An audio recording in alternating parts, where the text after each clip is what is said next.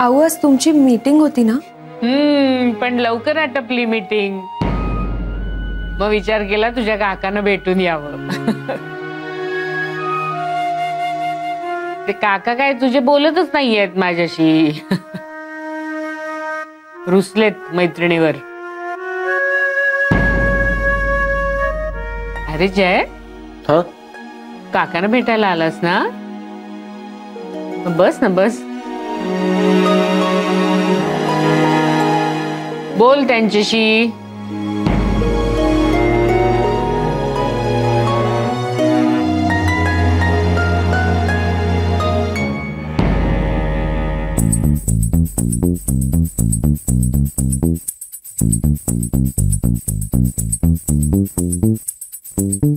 Hello काका.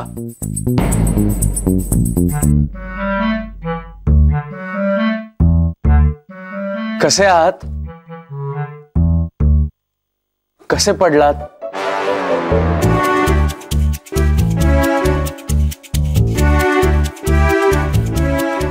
बरं आहे ना आहात?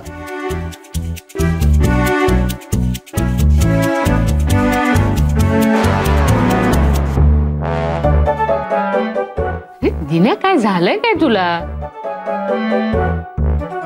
तुझा माझ्यावर राग आहे ना? मग त्याच्याशी का बोलत नाहीयेस?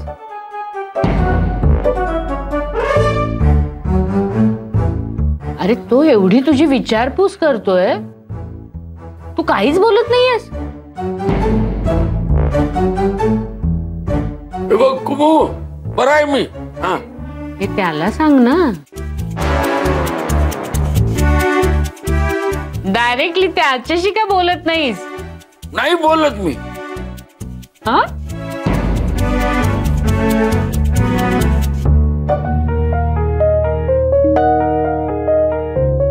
पाहिलं, हे असं असतं यांचं. अहो, आता एकत्र काम करायचं म्हणजे एकमेकांच्याकडे जाणं येणं सुरूच राहतं ना. पण यांना आदितीचे मित्र मैत्रिणी घरी आलेले मुळीच आवडत नाहीत.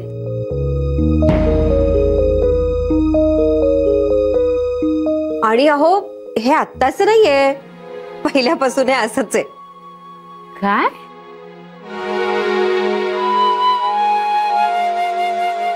अरे दिन्या, काय काय ऐकते काय मी?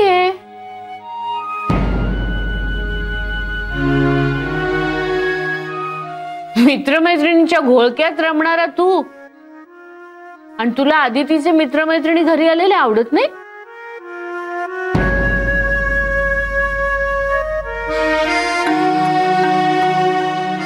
आपल्या मुलांची आपल्याला काळजी असते, मला मान्य आहे, पण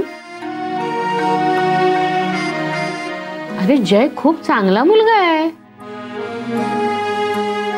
आणि मित्रमैत्रिणी असायलाच पाहिजेत आयुष्यात. बघा, हेच तर मी त्यांना सांगत असते. आता मागे कम्प्युटरवर हे तुमचं नाव शोधत होते, तेव्हा मी कुठे केली चिडचिड? बघ, माझी आणि कुमूची गोष्ट वेगळी आहे. काय काय वेगळी आहे? आपण कॉलेजमध्ये होतो तेव्हा एकमेकांच्या घरी जात नव्हतो? अरे आपले मित्रमैत्रिणी आपल्या घरी यावेत असं सगळ्यांना वाटणारच ना.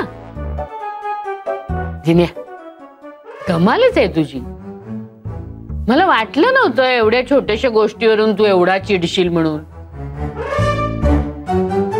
जय, तुला मी सांगते, तू या दिन्याचं काही मनावर घेऊ नकोस.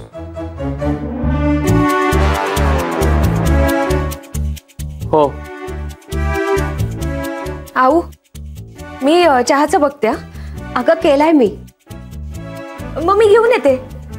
थांब थांब, मी पण आले.